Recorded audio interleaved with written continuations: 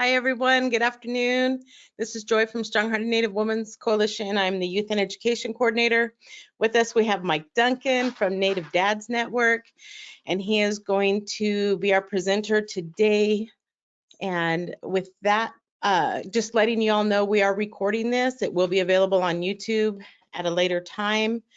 We have a little good afternoon planned for us. So, Mike, I'm going to turn it over to you. And thank you for joining us. Welcome. I just sent that to you, so that's good. Maybe we can look at that later. So yeah, let me know if you have any problems. Open that up, Joy. So thank you, and I appreciate everybody logging on. And today, it's been one of those days. I've been busy, and just getting around and rushed around to have lunch real quick so I could be on here today. And I appreciate Joy because she this is not the first time we presented on something like this, and she asked me to come on and share a little bit about our healing work at Native Dads, and again about how we could apply this to our communities, in tribal communities all over California and across the country. Again, my name is Mike Duncan. I am an executive director at Native Dads Network, and I'm also a Round Valley tribal member. So that's on my father's side. I am enrolled there. I'm Maidu, Wintun, and Wailaki on my father's side, and on Western Band Shoshone Tomoke on my mother's side out of Western Nevada. That's my tribal heritage. Like I said, I'm also executive director of Native Dads Network. I've been the director and founder since, it kind of came around like in 2012 when it first became the vision of what Native Dads was going to be. And I'll share a little bit more about that in a minute. And by 2014 is when we became official nonprofit, a 501c3, and and that was I think it's September 14th. I think that's the date. I try to remember the date because it's an important milestone in my life because I never thought I'd be able to at that time. That was just a lot of work putting getting a 501c3 and making that come to life. And I'm also a father of five. I have three boys, two girls, and it's one of the reasons why I changed my life and why I do the work I do today.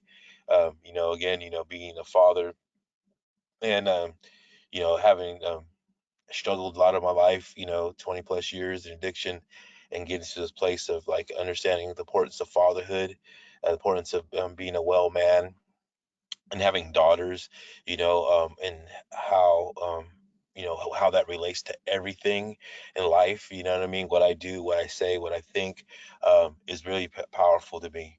And, it just continues to grow from that belief system, and recognizing in life what is healthy and unhealthy, and wanting to do, um, and like I said, so let me start there because I'll get ahead of myself.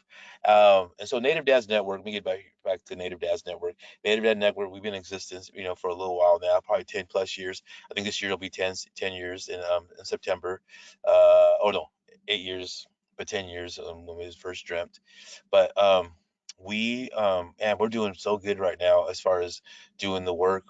We've been doing right now we're doing a wellness tour. I'm going to show a short video about that later on. We're really working in communities for the trying to educate people on the opioid crisis, the fentanyl crisis, and we're doing like a tour. We're bringing our speakers and our cultural teachings to communities to help battle against that, to save lives and to stop overdoses. We also do Narcan trainings as well. So we've been working with Cribs, Sakui, and some other organizations that have been helping us and giving us the means of like Narcan to pass out to communities, and to and so we're appreciative of them organizations as well. And so Native Dads also we've been doing through the years. We started a fatherhood program. The fatherhood program is based off the Fatherhood is Sacred curriculum, and the Fatherhood is Sacred curriculum. It was really one of, like I said, it was something at the beginning was like in my own journey. This is where I I started understanding the importance of fatherhood. That started to understand the importance of living well, of being a role model, an example. And it hasn't been easy from that point. You know what I mean? Like, because there's a lot of truth there's a lot of truth that's attached to all this, right? And meaning, so, one of the things that we recognize is that, and I'm just talking about my own life experience, is that I didn't have a lot of positive real male role models in my life, right? My father, he did the best he could at that time, and he's a great man today, but when he was younger, like a lot of us young fathers, he had some struggles, and he wasn't present all the time. So all the things that he was that a young man needs or a young child needs, he wasn't able to give me those tools that I'm able to give my children. Um, and and so a lot of my life, at a very young age, I felt alone. Like I was like a lone person, and I walked through life that at a very young age like that, where I struggled with things, especially growing up. I grew up mostly in Sacramento. Once in a while we moved back and forth to Santa Rosa and those type of things, from place to place, but mostly because that's where my grandma lived, and that's where my mom's mom lived, and so that's where we stayed there at my grandparents' house. But being in school, having long hair at a very young age, being the only Native person inside this class, not being understood, the bullying, the name calling, and all those things, I struggled with all that stuff, and I really, at a young age, I really, really, really wanted to fit in, right? And I'm sure there's a reason why I'm sharing this with you all. So yeah, just hang in there for a second. So and so I struggled with all that at a young age, fitting in, and so I always overcompensated trying to fit in places.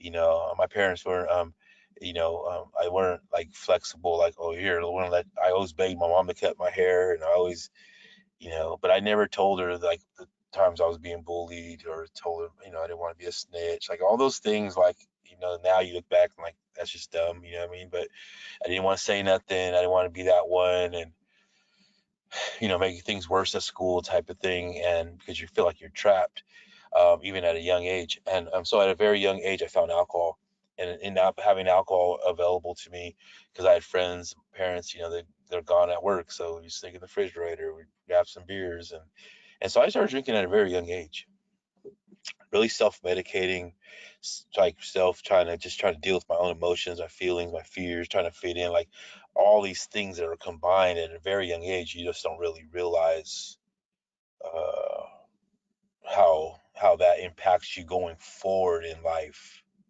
How that really truly impacts you from your early childhood experiences, how that impacts you going forward in life. And because even then, at a very young age, I did not like myself. I didn't like myself. You know, I thought I was ugly. I didn't like my long hair. I like all these things like that. Sometimes, at the time, obviously you're not saying that. You don't think that's really the reason. But when I drank alcohol at the time, it made me feel like I could fit in, like people would accept me, even at a young age of 8. I felt like these young kids would accept me. And they didn't even really. Now I look back, like, and I know what a friendship is. They were like abusive. They would punch me. They would talk crazy to me. they would they would make fun of me, and it was just really kind of like up in the air how they treated me. So that's my life. That was the beginning of my life. Even in the early teenage. So I became very violent at a very young age. At a very young age, I became to a place where I was very like I figured it like I thought I figured things out. Alcohol was my friend. It was always very, very reliable. And but I became very like abusive, like even to myself, especially, but people around me. So I always wanted people a distant from me. It means I didn't want you too close. So I didn't want you to know like what I was thinking or what I was doing. Like I was very already at the time I was masking myself a lot. I mean, as far as trying to um, trying to not like expose myself to whatever, like, because I thought I had it figured out.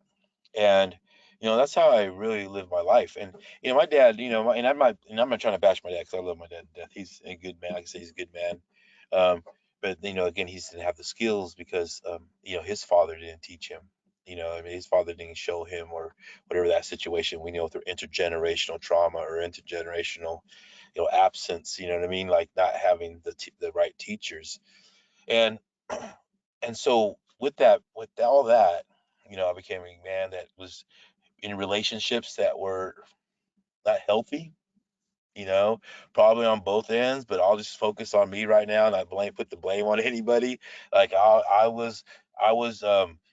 take responsibility for my relationships and how they were just ugly relationships, like a lot of name calling, a lot of um, unhealthiness. um, it was something that I didn't realize then. What I realized today, obviously, I'm a 13, 14-year-old child, you know what I mean? Like, I don't understand what abuse is. I was very verbally abusive, like when I didn't get my way, or I was very immature too, on top of all that.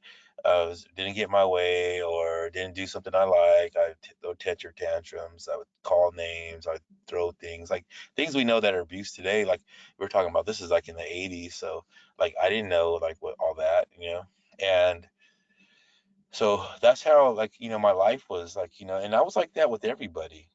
You know what I mean? I wasn't just like that in my relationships. I wasn't like that with all my relationships, with my parents, with my, and it is true in a sense when you start to reassess everything about, like, hurt people. And and I know that sometimes for some people that's an easy way out. Like, people like, you got to be responsible for your actions. No, no, you're old enough to know better. You know what? We did tell you right from wrong, but you know what? But no one taught me how to deal with my emotions. No one taught me how to deal with my emotions. This is important because, again, when we talk about male, like toxic male masculinity and all that other stuff, it's like what we're saying is that, like, because we're saying a lot of times, being young, going, don't cry, you're a girl if you cry, you're a sissy, or you're a punk, you're a B word, like you start to use that kind of mentality if you get hurt, even, so I watch some moms do that today to their sons, like, don't be sissy, that kind of thing. And um, we start to put our emotions on hold, like we think we can push them down and they won't ever show, and that's not how it works. And so a lot of that, and this is the years of just layers and layers of compiling ugliness on top of ugliness, of like bad belief systems and different things. It destroyed a lot of the like a lot of my childhood, and in turn, because of that toxicness that was being pushed down, then I just it went out into the world. And like I said, I was toxic to people, I was toxic in relationships, I was where I didn't want to be in a relationship, I didn't want no one to be around me. And then I've been alone, I've been in juvenile hall, I've been boys ranches, I have been youth authorities, like I have been places that, like a lot of our young Indian boys go, angry. I was an angry Indian young, I was one of them, you know and I took my anger out on the world. You know, if the 80s were a different time, you know what I mean? I don't know, like, if you'll be around in the 80s, but 80s were just pretty, for me at least, they were rough. But we get into the part of, like, and like I said, and as a young kid, and that's why I try to teach my kids today.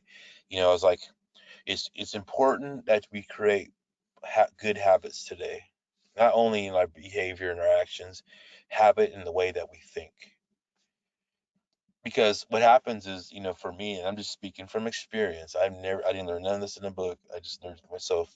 You read it in a book, then I didn't steal it, it's just my own kind of thought process.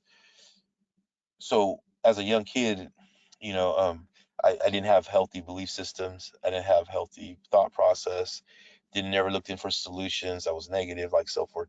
And so if we don't learn how to do those things at a young age, how to process things in healthy, then when they become adults, um, we become that. We're still that. Nothing changes, right? And I know that because like well, as a young man, like I was like I won't call it bratty, but like like I said, there's a lot of temper tantrums in the way, and I never, no one's ever stopped me from doing that like in my life, and so I became a like I was a baby, like immature, and I started realizing, especially when I started working on myself, how that kind of that immaturity kind of went into my adulthood, and I thought like people owed me, and it was healthy to blame people. It was like not to look at myself. No one taught me how to do those things, and so a lot of my 20s and early 30s, I was a lot of that, and I couldn't figure out at that time because I was incapable of listening to anybody. Like, um, like that was the problem. Like, there's a problem here, and you're it. You're the problem. I said, oh crap, I didn't know that because it was really easy to blame my parents, the system, you know, trauma, like whatever. And it gets to this place of understanding of being sick and tired of being sick and tired. It's this place of like, when people call it rock bottom, or some place get to this place of um, like it's just not a good, like I don't know how to do this. It's like I know it's not right, don't feel right, but I'm comfortable here. Like it's just there. I'm just there. I'm just existing. And for a lot of our community still to this day, and this is, I'm talking about when I got clean was back in 2007, but and so it was some years ago. But when we started looking at the bigger picture, there was nothing, there was no programming for like men. There was no safe places for men. The system and a lot of our programming is designed to help the women and children, which is good, and there's nothing wrong with it. We actually need it, but there isn't any programming for men, specifically for men, to put them in a safe place, to heal them, to be mentored, to be um, to develop the skills to work on forgiveness, right? And so when I decided at some point to be clean and sober, because my kids were in CPS, and the mother of my children, I have more than one child mother, so she decided to pick her addiction over my kids, like I did. And those kids, my children, ended up in CPS. I had a choice, a decision to make, whether you know um, to be a father or not. And I tried really hard, and I couldn't really do it the first time. I went back one time, but I went back the second time around. This is where like the healing began, because, and this is what I'm getting to, the healing. With all that being said, there's a lot of healing that happens, and you start to recognize the importance of it and the power of certain things. Like, I mean, at first it was just because I thought addiction or alcohol was a problem, which it was a problem, but it was just I was self-medicating on a deeper issue. And the alcohol at some point, it just stopped working. The drugs at some point just stopped working and fixing the way that I felt, and really just made things 100 times worse. And so the only way that I knew how to, and this is the truth, this is the only way that I knew how to get clean and sober was to go to jail. And because nothing out here in this world could keep me from going to the store, or going to the corner, or going to cousin's house or uncle's house. Like I had to separate myself. In the places, like, in that place, when we start to look at recovery just in general, we start to, part of your work is to say, okay, well, let's look at some of the things, and let's weed out the good things from the bad things. And I don't know, there's too many good things. The only good thing that I can say, that if anything, is that I'm still here, that like people that are in my position of using the way that I used, and the behavior that I was, that I was acting out on, like people like me don't survive, right? So I'm thankful for that. That's the only thing I can really pull from that. And I had kids, and that was the other part. And so returning to this place of like understanding of like 12 steps, was pushed into 12 steps, because that's what the court mandated for me to go to those meetings. But I learned a lot there. There's nothing. There was so much that I learned there that was so powerful. Learning spiritual principles. I learned about accountability. I learned about integrity. But even in the rooms of recovery, like because maybe because it's a room full of misfits, there was no judgment there, and I really liked it there. Like I liked that no one really knew who I was. That I wasn't any special. Like every time I listened to somebody share their story, it was like something similar. I started understanding the importance of looking at the similarities of somebody's story instead of looking at the differences. So if a woman or somebody else that was sharing, about another drug, that their use, I could still look at the similarities of maybe the hurt, the pain, the trauma, the loss of identity. Like I can relate to that because I felt that too. And so piecing things back together was so important to me. Putting things back together and really truly understanding like what was the importance, like why am I doing this and what do I need to do? And so one of the things that was very special to me at that time was I went back to school. I got my own place finally. My mom gave me a minivan. She's like, I think I can trust you again. Here's a minivan. And I saw my first car back in my recovery was a minivan, a white Caravan. So I loved my Caravan. Don't make fun of me, Joy. But yeah, it was a nice Caravan, and I rode around and I went to the meetings and I just did things that were healthy. I tried to get a new crowd of people that I wanted to want to hang around with, and I started living a different lifestyle. But when I went back to school and I became a substance abuse counselor, I thought I was going to save the world with 12 steps. And at the time, like, wow, this is the world can, if it can save me, it can save anybody. That's what my mentality was. Um, and it was something that was very powerful. And through the years, and so when I went back to school, and through the time that I was in school, I realized there's a whole bunch of different modalities that were available to help our people. And this is where I started learning about the educational pieces, and I started going to workshops because I started recognizing that there were so many different things connected to the male, uh, healing, the male healing of men, the healing of fathers, right? Um, I started getting introduced to a lot to workshops of domestic violence and understand how DV impacts our communities, and learning about not only physical abuse, emotional abuse, mental abuse, spiritual abuse, financial abuse. On abuse is a lot of abuses, right? And then we started learning about like sexual abuse and how that's been impacting our communities.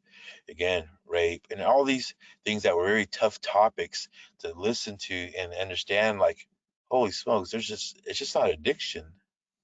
There's a whole bunch of things that are happening in our communities that I have like, and I want to help in.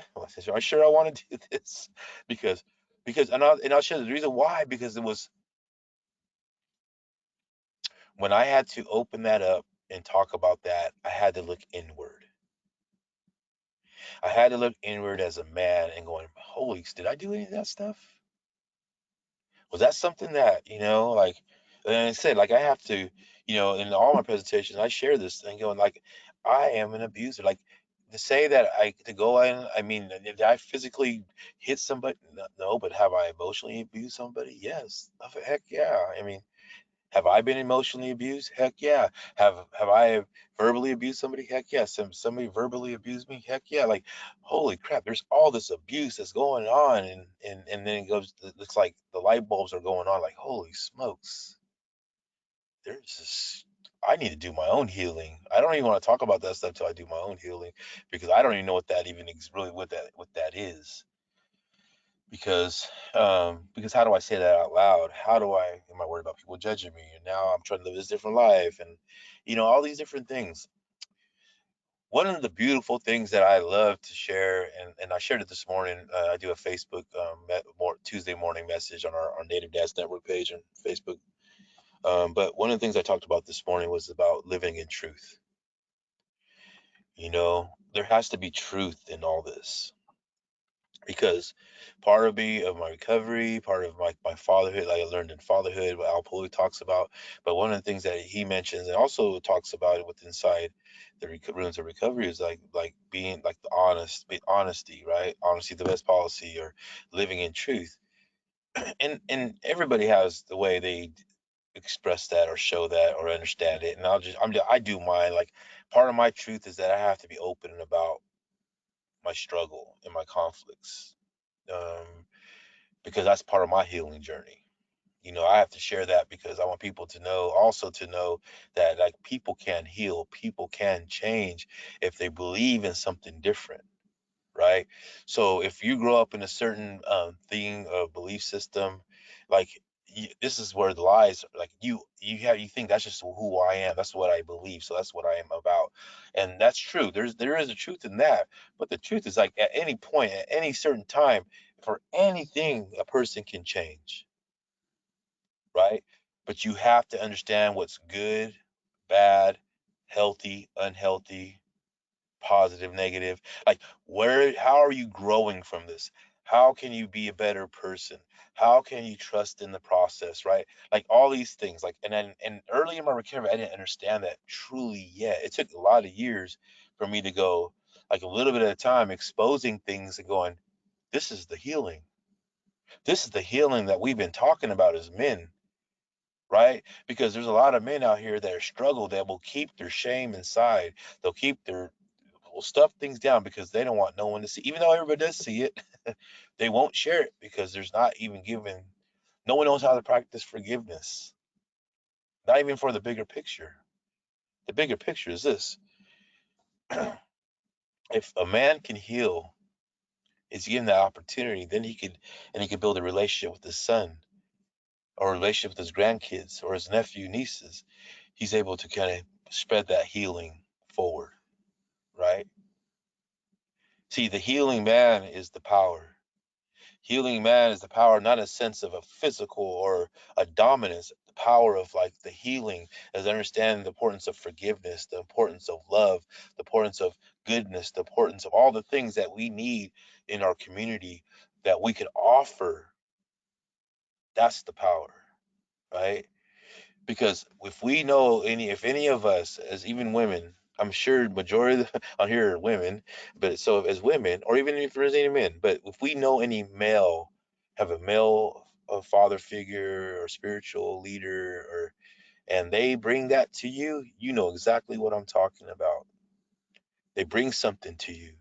It's like something that you can't describe. It's something that's just powerful, just like if it's a woman. But right now we're talking about men, right? Because there's a lot of good men out here that made some bad, bad choices, right? They are good men. Why? Because I've worked with them. I've sat with them. I've talked with them. I had discussions with them. I processed their life growing up and how they were raised as a young kid, and realized they were taught bad things too as a young kid, showing wrong things. I understand what that means. You know what I mean? And I remember when we first started beginning this work, there were some men that were, yeah, they were just coming every week, and we would um we would have like I said, we would go out to volunteer certain areas, and we had phones then, not that long ago. We took pictures and selfies and put them on Facebook or whatever at the time. And there were some women that just didn't like them. They just, whatever they did, maybe they were domestic violence, or they were whatever, cheated on them, whatever, or both. You know what I mean? But and they would call me and they were like, "Why would you have them in your group? Why would you take pictures with them? They're poison, they're garbage, and you're just contributing to their sickness and all these things." And I'm like, and my point was, at the time, was like, and I still believe this. I go, well, they're coming to me for help, and I'm gonna help them. It has nothing to do with you at this moment. Right now, they're coming for help. What if I if I push them away, push them out back into the community? They'll go to another community and do the same thing. They'll give hope up, right? And so, at least here, they're able to hear a positive message. They're going to be accountable, or teach them how to be accountable. We can teach them how to be, well, you know what I mean? And that was my angle at that whole time. And I lost some friends, some women friends, because I helped some men that they thought couldn't be helped. So that was okay. I mean, those are the things that we experience. But but my motive and creator knows, like, and that's the type of stuff I pray on before I kind of respond to those things. I want everybody to like me, but I understand that that's not how it works in this world. Everybody has their own stuff. But and so we've been so this is what we've been doing for the last 10 years. We've been hosting groups. We've been working with men and women, families, and we've been working on healthy relationships. That's very important. Learning how to communicate and how important communication styles are, and how to, effectively impact your, talking to your kids can be hard, but learning how to talk to our kids in a healthy way. Um, we also been doing a lot of, I've been doing a lot of DV. Presentations. Again, everybody's trying to understand this like Rubik's cube, the man, right? And trying to put all the colors on one side and everything. But like I said, we do have a long way to go in the sense of, you know, um, understanding it. Like with all the successes of the men, and it was funny because we had our Healing Together conference in Cache Creek this last past like 2 weeks ago. But and man, there was like 5 men that I was like, holy crap, they're doing so good right now. One went to UC Davis, graduated from UC Davis. Another man, and he was struggling. I remember him coming in, and him going back to school, going to Sac City College, then getting transferred to UC Davis and becoming good. I have 2 men that are going running businesses. One has a great family. Like it was just all this, like healing. It was like pretty powerful to me, and how the generational, like how, like, I mentor somebody, and someone, or my mentors were there, and then there's me, and then I mentor somebody, and then that person mentoring these other guys, and even though we're all kind of connected, it's like that generational of mentoring. That's the healing part, like men working with men. You know what I mean? And it's about, one of the things that we, like, that we're big on is about accountability. Like this be who we're supposed to be.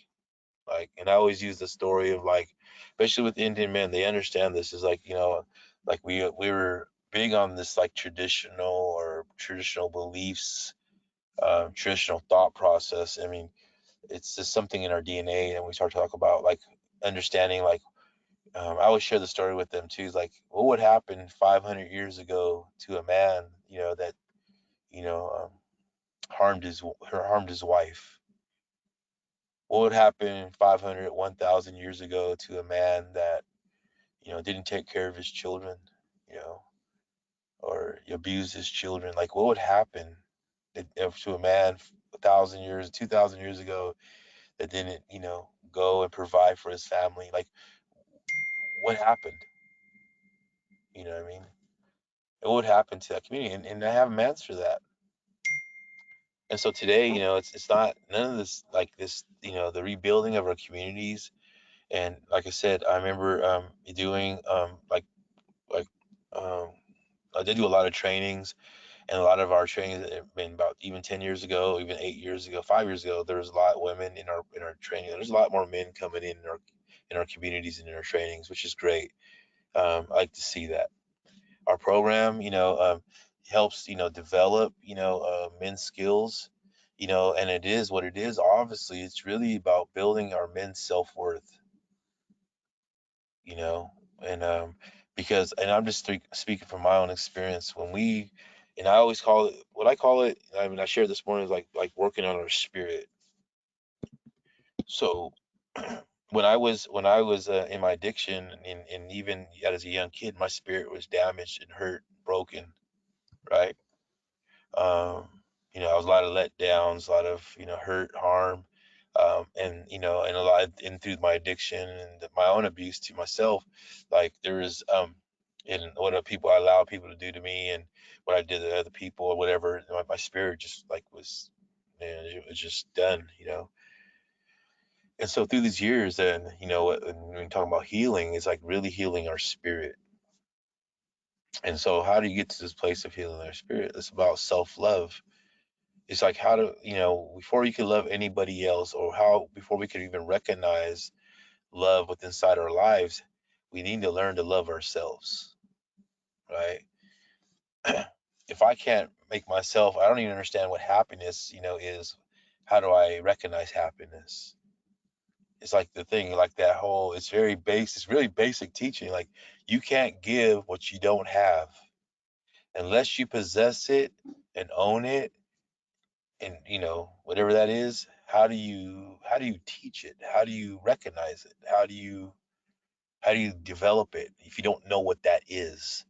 And a lot of people, we grow up, and masking our lives and our struggles, and so we just think it is part of what we do. But when we start to grow and develop and we strengthen ourselves, like with happiness, love, forgiveness, integrity, like we start to put principles in our lives, then we work on our self-worth, thinking, I know who I am. Why? Because I work on these principles in my life. This is what I do for me, right?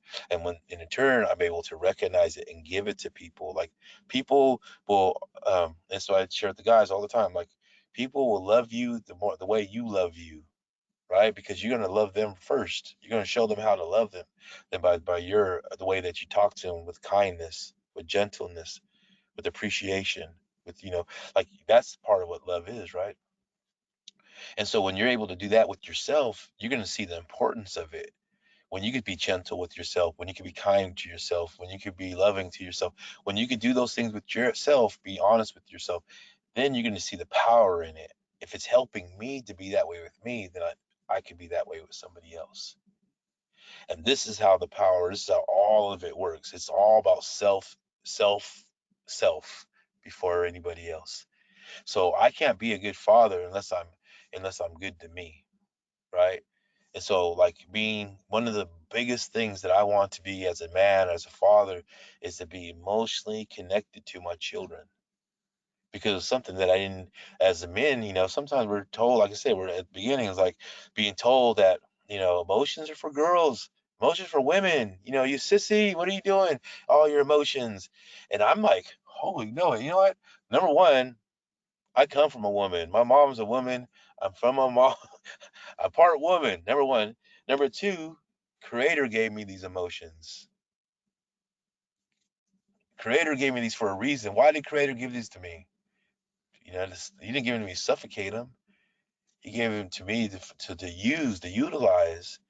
It helps me navigate things through life.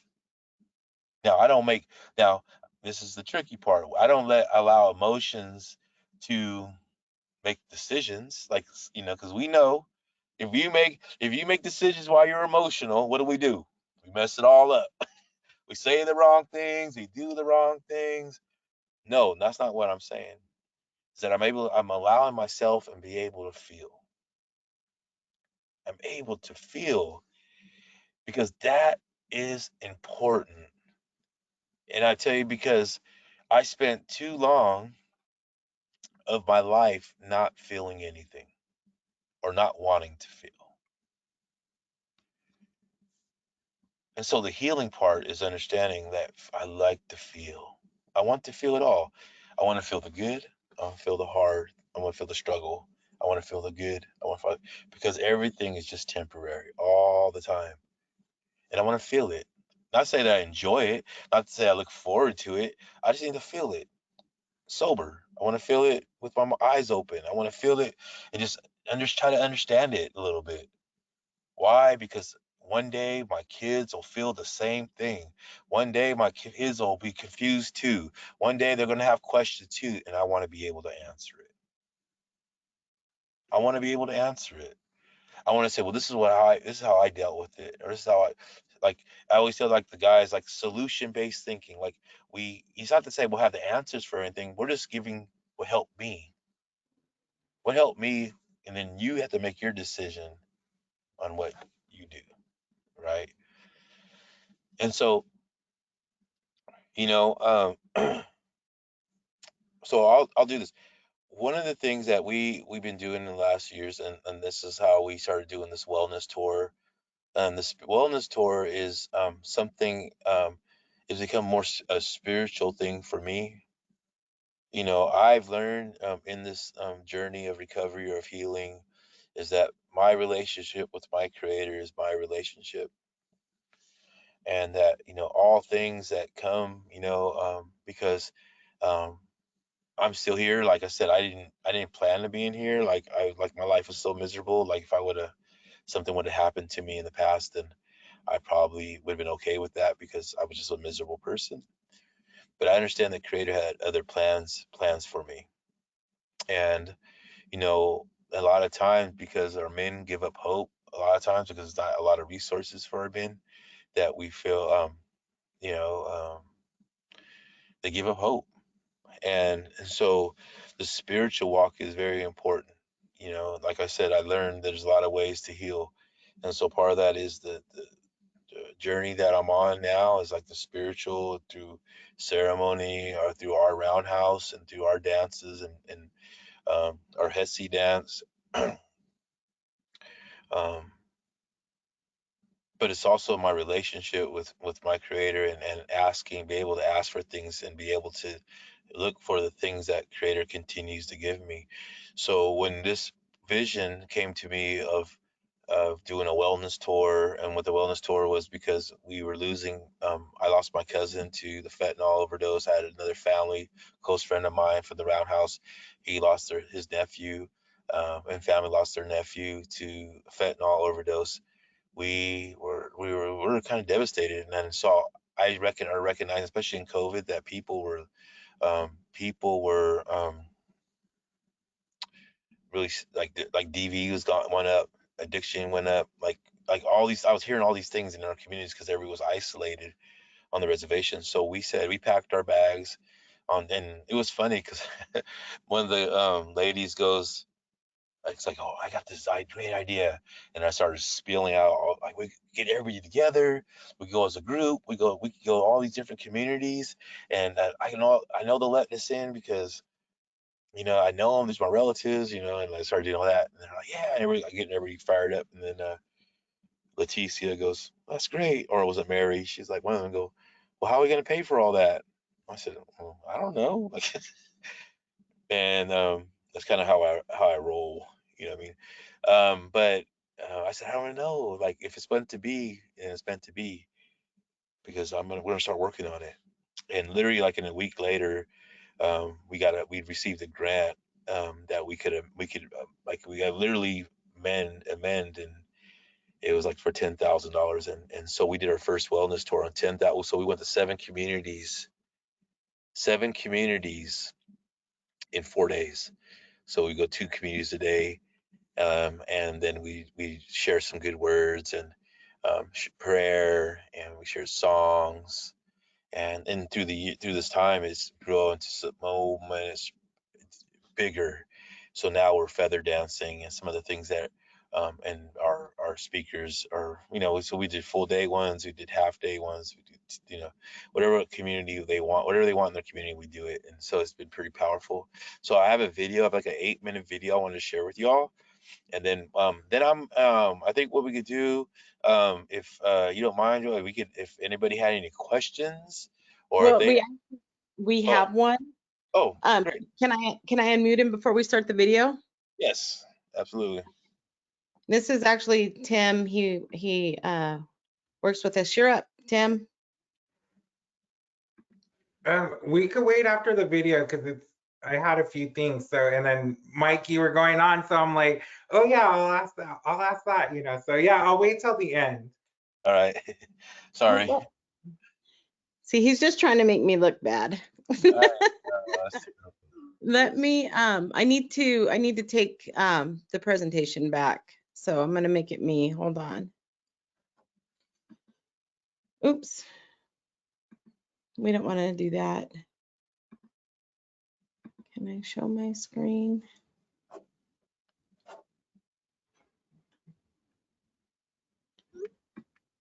Oh, that's what I did. Okay. Here we go. Make presenter. Show my screen. This. Are you ready? Let me turn this up. Give that to the water. Give it to the air. Don't hold on to it anymore. Let it go, right? Forgive. That's what forgiveness means. It means to give back that someone may have done to you. And so this journey of forgiveness that we're on is a powerful, powerful journey. But I'm also a part of my community. And I believe the healing just can't happen in one place. I believe we have to be dynamic with how we move forward into the future in our healing. It's what we do as Native people. We help each other. We come together. You know, we keep our community strong. And I keep on bringing this up because I shared this again this morning with it's becoming more and more clear about the process of things. It's like understanding there's no longer I'm going to sit around and stay quiet and allow my children to receive the things that weren't meant for them because I stayed quiet and stagnant. No longer am I going to just not stand around and do nothing for my children, grandchildren, or my great-great-great-great-grandchildren anymore. All these things are happening inside our communities. No community was not affected by what has been going on in the last year and a half, 2 years.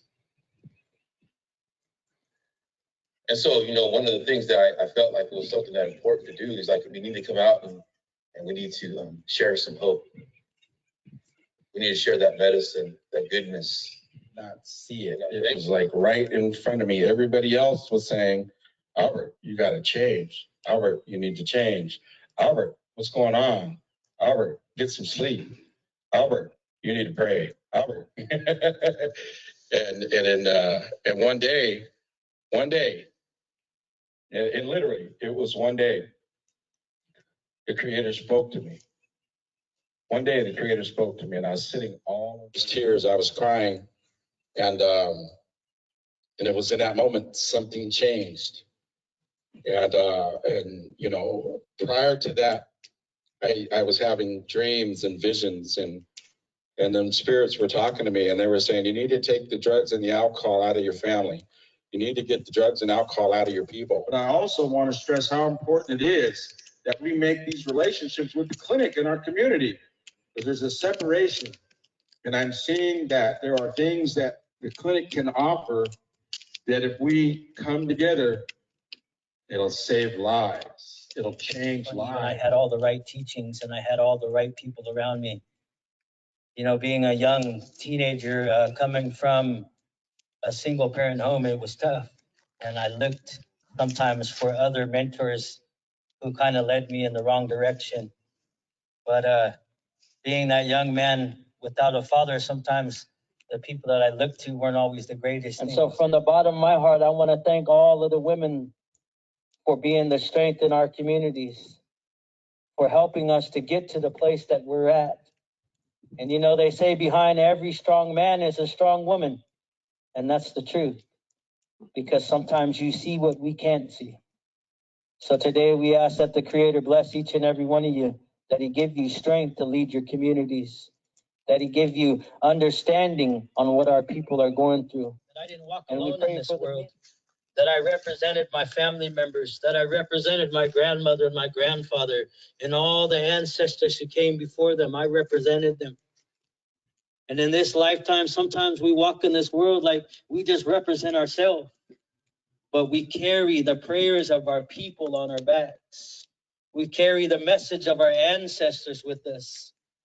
We walk in the same places that they walked. And even we can't physically see them, the thing that Creator gave me understanding is they're right here.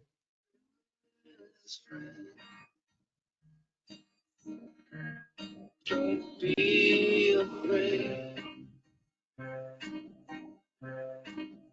I'll be right here. And I'll show you the way. Feel my touch. Let it warm your soul. A love that's forever. A love that's pure gold. best friend. Take courage in us when we're apart. When times get rough.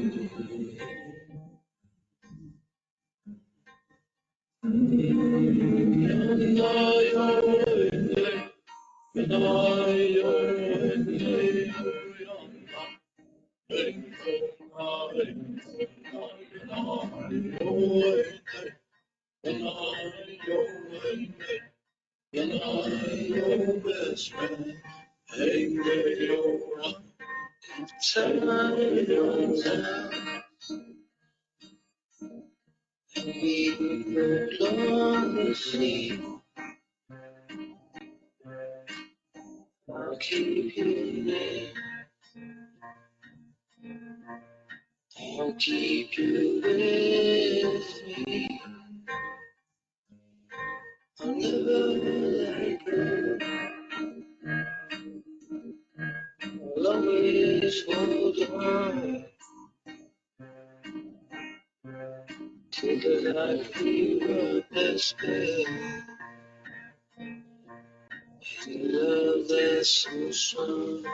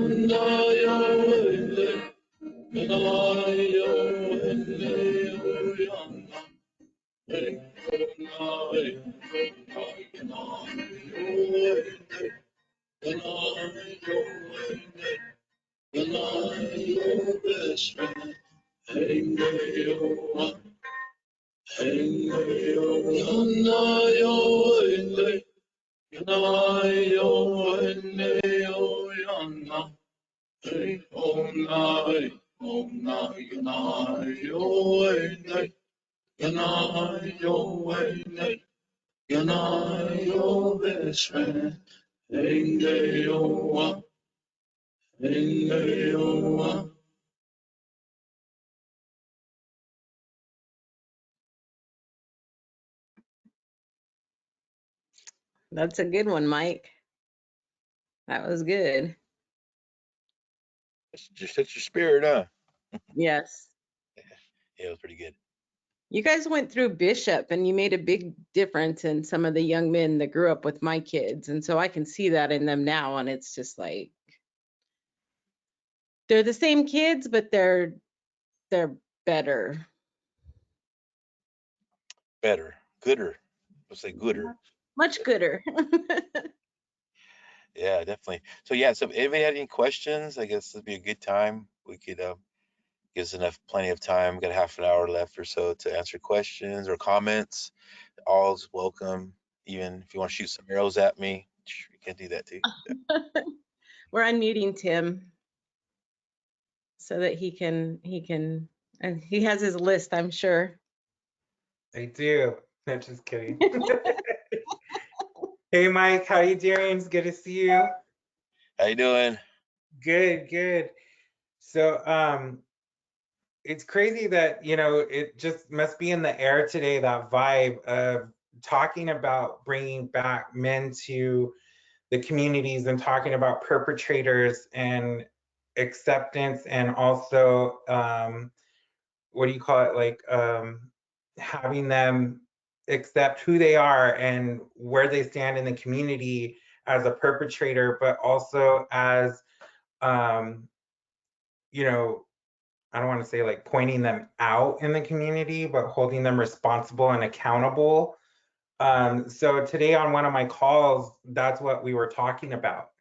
And I had brought that up before to the group, about, a lot of the tribes here in Southern California will banish a perpetrator instead of working with them.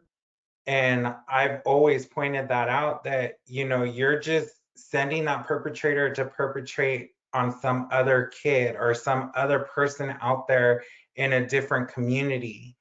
Whereas here, we should be pulling them in and giving them that assistance to find that mental health or mental stability to be back in the community until they're ready to come back to our communities and the community feels they're ready to come back and provide for their people. Then that's when we work with those people to get them, to being together, involving those people, not just turning them away from everybody and having them perpetrate on someplace else. And it was really interesting to hear the group today that I was in talk about that they're starting to see that they need more of that back, not sending their people away, but keeping them within the community, holding them accountable, and working with them. But how do we do that? Where do we start? Those conversations, yes, they're hard. It's hard to talk about certain things within our communities, but it's something that has to be done. And some of these groups, they tend to keep the band-aid on and only take it off at certain times, but when it's convenient, I guess you can say, for them. But then, they get the backlash from the community, so they put that band-aid back on. And then nothing gets done, nothing gets, said. People still turn their blind eye and don't want to hear it, don't want to see it, which is fine. But the people within the community like us that are doing the groundwork and working with the people, we're the ones that should be providing that for them. You know what I mean? And then like you were talking about how, and we've talked about this on the men's panel and the men's conference of men don't cry, this and that. I lost my brother in February, and it was hard, it was tough, it still is. But the thing was that there were so many men there that, men, like Native men, big men that you look up to as like, oh my God, you'd never see these men, break. And my mom brought that up the other day, and she's like, look at how many men your brother brought to his funeral and how many of them broke seeing him in his casket at the cemetery, and how many men stood there and cried after the funeral was over. And it's like, and I have to explain that to my other brothers too, like, it's okay to cry. It's okay to, and whether it's in public, whether it's in your car, in the shower, where I'm like, they know me, I'm a big crybaby. I'll cry wherever, and I don't care who sees or what, that's your problem, not mine. I wear my heart on my sleeve, you do you and I'll do me. And that's one thing that we always talk about, like, men do cry.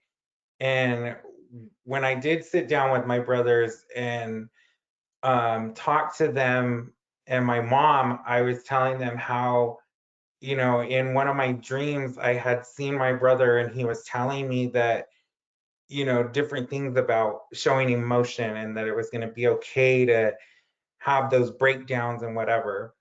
So with my brothers, I told them the same thing. And my brother's a hot shot firefighter. And so he's like, oh, hot shot's gonna cry and blah, blah, blah. And I'm like, you're gonna cry, one day or not, you can't tell me men don't cry. I go, because a lot of them do. And a lot of them are so toughened up that they think that they have to hide their emotions. I go, and they don't have to. And that's what's breaking most of us, is that they think that they have to be that way because the general population says, yeah, no, men don't cry. They have to be there for their women. They have to be there for their community, blah, blah, blah. They don't show emotion. So it's good that we get those conversations going and started. Another thing that you had talked about was like, or that we had talked about was like, perpetrators. My cousin has some young kids, young boys that are getting to the age where they're starting to involve themselves in the opposite sex, starting to get curious about them and starting to see girls as, you know, different things. And she calls me up and she's like, hey, I need you to talk to these boys, you know, blah, blah, blah. I don't have kids. I'm like, and I'm probably like, I don't know, I'm not the last person to talk about this, you know, too, or whatever, but I was actually shocked that she came to me to ask me to talk to her boys. And I'm like, well, what do you want me to tell them? Like, you know, instead of just a basic, you know, consent, you know, always ask and always be a gentleman, always be, you know, and one of them asked about stranger danger. And he's what, 7, I think. And so I'm telling him, like, okay, yeah, stranger danger, this and that. I go, but you also have to watch out for family. And that kind of took him back, like, whoa, like, what do you mean? And so I had to break it down to him that, you know, perpetrators aren't always somebody that's off of the street. Sometimes, most of the time, it's someone you know, family, cousins, you know, and they brought that up in the conversation today in one of the groups. And so it's crazy that you're talking about this today, because it's like, it just seems like everyone's been talking about this today, about men and boys and bringing them back into the community. And how do you start those conversations, and where do you start these conversations? You know, so like I always say, I always applaud you, Mike. You guys do a great job. And, you know, and then even community our partnering with Shinwick and being here, and, you know, so I mean, yeah, more comments than anything and long stories, but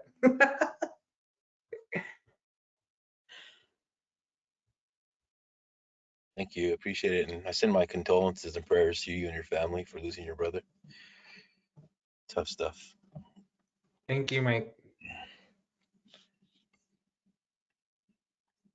Well, that's true, because I think that one of my first trainings I went to, there was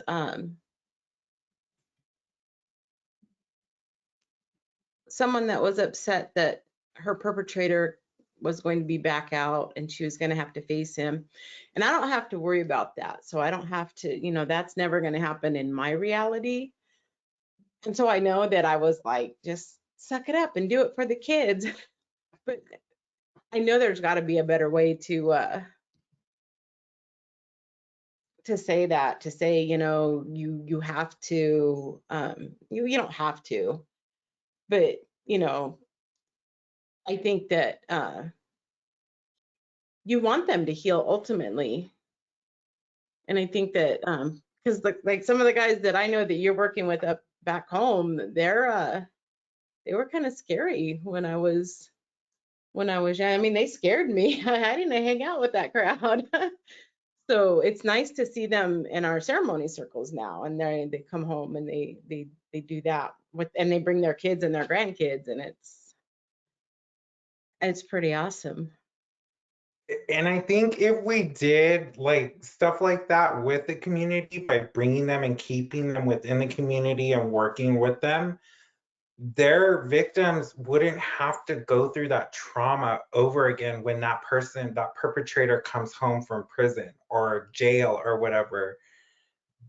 There could be something that where you're working with the victim, working up to the perpetrator being back involved with the community, or, you know, something in that way, you know what I mean? That way it's not so triggering and traumatizing to the victim when they find out that their perpetrator is being released or you know, being back into the public eye or in the, you know, general public, or, you know, back to the tribes, you know.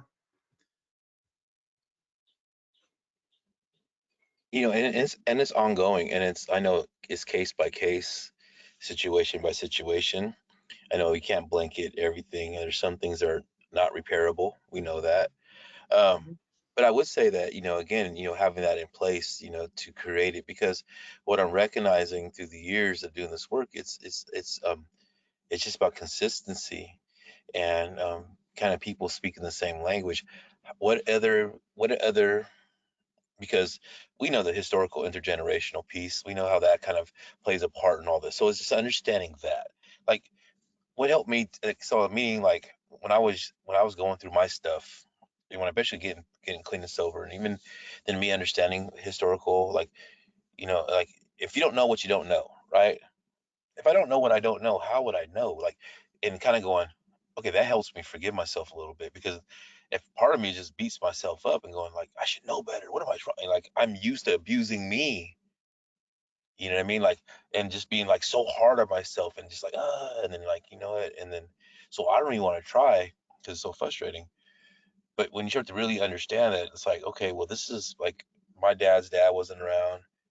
My dad wasn't like, you know, he had his struggles. Like, how would I know about these things? Like, and so I'm very conscious of, like, talking to my boys. I'm very open, like, this is what you do not want to do. This is what you need to look out for. This is how you protect yourself. This is how you heal yourself. This is how you take care of your spirit. This, because I'm not going to be here forever. So those are the things that, like, we start to implement. Like, you know, the fatherhood piece is very powerful, like saying, okay, we have a set of standards that we operate under as men, you know what I mean? And we're going to hold that a very high place. Like, it's say, like, a whole idea of, this is what I mark, like, I just, my eyes just are wide open. Like, if we are saying fatherhood is sacred, if we are saying motherhood is sacred, like, that idea of sacredness, then we have to hold it up high, right? Meaning, like, so regardless of, you know, people make mistakes, obviously, for a lot of different reasons, especially when there's no resources, or there's you know, the family system's broken, like, or generations of family systems broken, and then we're expecting this man to be sacred, or to understand what sacredness is, or even hold himself high. It's impossible. But when we start to understand the importance of it, and saying, okay, I'm a sacred person. Why? Because I have a child, and I have a responsibility, and I have to be accountable for that, for this thing, this my child is going to go forward and have kids one day. That I have to do my part. I have to learn what that is. I have to learn what that is, and whatever that is for each individual, whether it's, you know, like spirituality, importance of prayer, integrity, love, goodness, kindness. Like, this is the thing, you know, because I've been doing this for a long time, where I don't care what man you talk to coming out of prison. Every time you talk about a man's children, and they'll fold like lawn chairs, man. They'll bust down crying right there. Like, they'll just they'll melt, because in their heart they know they're not doing something right, right? So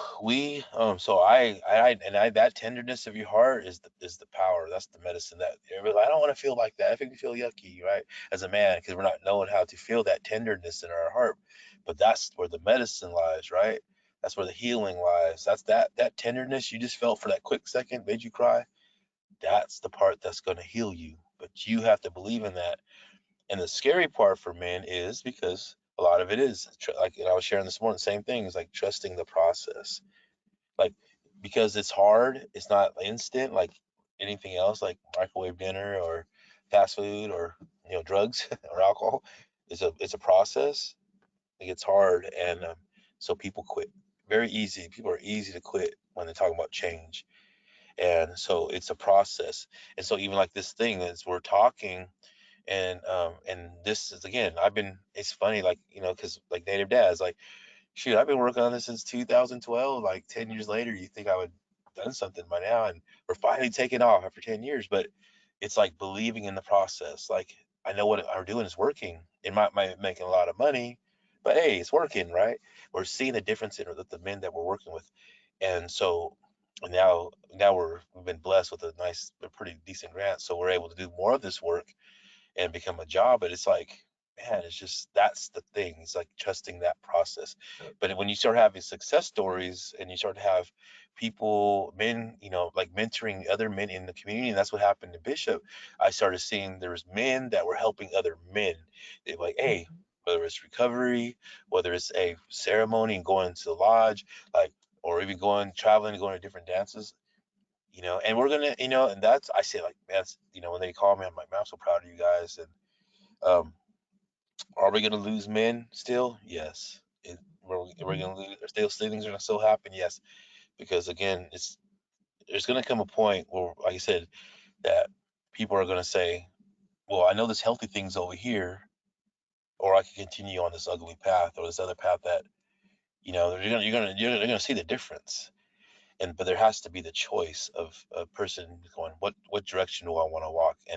And so now, luckily, us, we're working with youth. So not only working with the father, because everything's connected, right? The grandparents, the parents, the young adults, everything's connected. So if we could do the fatherhood, if we could do the motherhood, if we could do the men, women, little young girl, young women, young men circles, and we could kind of connect everything to that and allow them to do that work at home and in the communities, man, we're in the right direction. So hopefully that this is the prayer, you know what I mean? This is our prayer, right? This is our prayer that in our vision is that one day, 7, 10 generations down the road, that all this will be just stories. It'll just be stories about domestic violence in our communities, the harm of women in our communities, harm of children in our communities, men being lost, that the language is lost. Like, these are always be stories that are 10 generations down the road. They'll be in a good place. And it's from the work that we do here, the work that we do now. We're that link to that future. We're all connected to that future. And so I'm going to do my part, like a lot of you guys on here doing your part, to make sure something good comes out. And this is part of it, is all components have to be in healthy, not just the children, youth, and the women. What I mean? It has to be the young adults, men, shoot, even the elders. They need that love too, and so it's pretty powerful. Hey, Mike. Yep. Have you ever, and this is weird because I've run into this a few times. Have you ever had an elder, male or female, tell you that just physical violence is just, some people just deserve it. They just need it. That's just the only way things are going to change. No, I've heard a lot of unhealthy things from elders, and I've been even receiving some words came to me from some elders that, like, I don't even know what that. But I would say that I understand a lot of stuff. It comes from intergenerational trauma. That Mhm. piece is I understand that they come from a whole different era of, abuse, lost identity, and not, because there are some what we call welders, which are in a different level. I mean, you're a well elder where you're living and understanding. You understand your role in the community, and then there's some that are just older people that have trauma, like in what we call it, like, so like I said when earlier in my presentation, is that, as a young kid, I was like, through my experiences, I was going through pain and trauma, but when I became an adult, all I had was more pain and more trauma. And what was called is unresolved. It was unresolved grief, unresolved pain, unresolved trauma, and I just carried it and I self-medicated. But as you get older, this is what they call, like, sometimes dry drunks, right? Like, yeah, they don't drink anymore, but they're still abusive. They still are negative. They're just have an ugly outlook because they still carry that stuff. What healing talks about, what recovery talks about, what we should be aiming for. Like, I'm an older today. I'll be 51 this year, so I'm an older. I'm in transition. Is understanding that my goal to be a welder is being like, okay, I have a role. I should be listening to the ones that have something to offer me, something good, because I want to be that individual. Is like where this, and it takes work. It takes work. Your words mean something. People trust your words. Like, you are dependable, you're consistent, you're open-minded, like these things that, like, um that are not every, like, you know, you have to work for it. Like no one, I can't tell you to trust me and you don't trust me. Like your trust comes through consistency, right? Mhm. Like I am consistently this person that's always trying to come from a loving place, a humble place, a good place, right? And so I understand that. Now when so for me, it's like, not to say that like my grandma was, and I know this from example. So my grandmother, my mom's mom, she was like, both my grandparents on both sides were in boarding schools, and my grandma could be very mean, and my mom's mom. That's what we lived with mostly. And sometimes it wouldn't even it'd be her, not even her. Sometimes the things that she said, it'd be her, you know, just her aura. Like she's like, don't go into the living room today because she looks upset. You know what I mean? As Her a moved young. to the room before she did. Yeah, exactly. And you know, I watched her even you know, I was a young kid. I'd be like 7 or 8, you know what I mean? But I remember I watched her, you know, whoop my mom like something fierce, like grabbing her by the hair, like, you know, just till my mom said something. Like I remember that as a young kid. And I was like, holy, don't mess with my grandma. Like, but you know, those like, you know, so you know where they picked it up from, right? Boarding schools, they were, you know, through and then through their own trauma as they go through life. And you want to, you know, respect them. See, I didn't know what I know now, obviously. So when it was happening, I grew a resentment. Like no one's gonna hit my mom. Being a little kid, I was just mad at my grandma for hitting my mom. But even growing up, as she was giving me attitude, and you know, or even being mean to me, or even things that I perceived to be mean at some point, um, that I just didn't stop talking to her. Like I didn't want to talk to her because she just was mean, and so, but you know, now that I'm older and I understand about historical generation, it worked a lot on my forgiveness, like with her, and going, she was just hurt. She was just a hurt woman. You know what I mean? And that's the way she expressed herself, and it helped me, you know, it made me sad, you know, that I didn't have opportunity to understand it when she was alive, that so I could, you know, make that amends or help, you know, sit with her, even to be more affectionate to her, because sometimes that's what these older people need is even, you know, they need somebody to be nice to them, affection, because they're so used to being defensive and, you know, but yeah, I heard some tough things what some elders said. Yeah, that's to answer your question. Yeah. I was just, and I know it's obviously not an isolated incident, but just, I guess the person that said it to me Saturday, just like, I thought he was a real spiritual person. And I was like, whoa. Yeah, yeah. Well, I mean, And it was not some people deserve to be hit. He told me some women deserve it. They need it. And I was like, ooh. that might, yeah. Ooh. And Well, I different had time. young men in the yard. I had three young men. The young man that did the men's panel with you guys at Christmas time that year, he was there and his two little brothers. And I'm like, we're not saying no. And I said, gentlemen, you know, this is, you know, not accurate. And they're like, oh yeah, no, we were right there with you. And I said, okay. Yeah, Um, yeah, that's a tough one. That was Uh, tough. Yeah. yeah, to deal with that. So on a plus side, Hazel put in the questions that she really liked all the necklaces in your video. Oh, nice. Yeah, they were pretty cool. Yeah, yeah. Well, I mean, yeah, we've been we actually, those are most of them were ones we made ourselves. So Oh, nice. yeah, yeah. Well, I hope everybody had a good I hope everybody liked our presentation. I winged it today. I just kind of shot from the hip.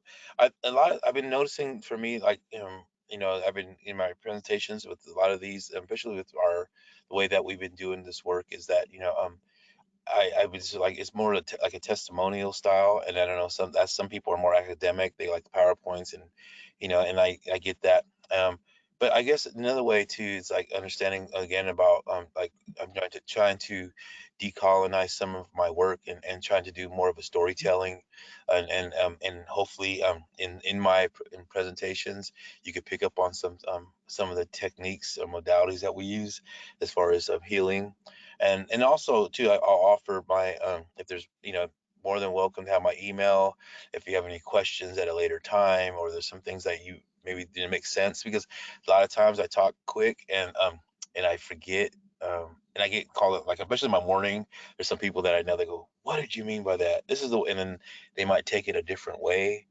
and then they're upset with me, and then we talk it out, and then they go, oh, okay, that's what you meant. I thought you meant this. You know what I mean?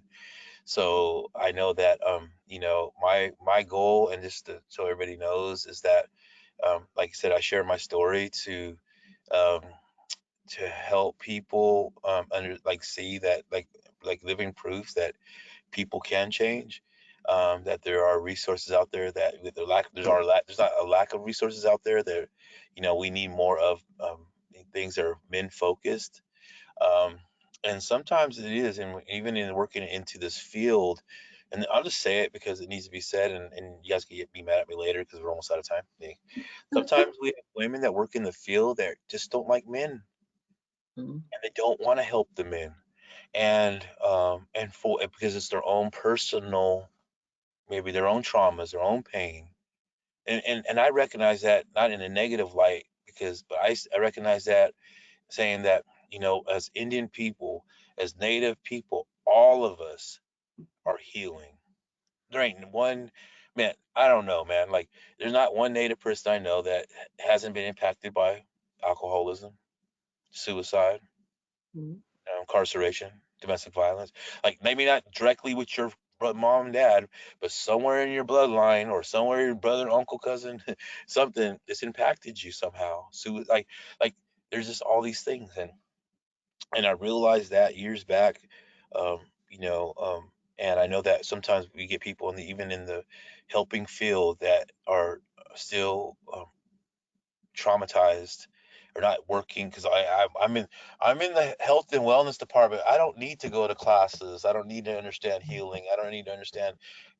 I know a lot of people like that, and I'm like, no, you probably should come to my class and just listen. And not that I know everything, but what I will say is that the language that I'm speaking is the language of healing, the language of saying we can always improve. We can, and because once and this is my approach, it's very simple, it's nothing complex, is that what I get, what I do for myself, I don't teach any other men anything different. I'm not telling the men anything different that I want to do myself. So if I tell them, hey, you know what, so let's learn, let's practice learning to love ourselves. That's because I know from my own personal experience, when I learned to love myself, it's helped me heal. It's helped the people in my life, because now I know how powerful it is for me to love myself. It helps me teach. I can't give what I don't have. My children, my youth, my people that I work with, you know, even, you know, like techniques of how I do that with myself. I still practice those things. And every year, you know, every year, my interpretation of love, or integrity, of honesty, of goodness, of kindness, of love has deepened based on my spirituality, and my connected to that ceremony and connected to the things that I do, has gotten deeper every year. Like, what I believe that those things are 10 years ago is different than I am today, based on the work that I'm continuously doing on myself. And so, as people or helpers in the community, or people that are working in the field, we should always be working on that, a place of compassion, the place of love and kindness, and the idea of that this is going forward. And so we got two choices: we could either pass the goodness forward to our future generation, or we could pass the ugliness. There is no gray area. So if we're going to pass, if we got to make a choice of this goodness, then we need to know what that is. We need to learn to love it, embrace it, and be part of that movement. I like that. Ooh. So, does anybody else have anything they want to say or add, ask?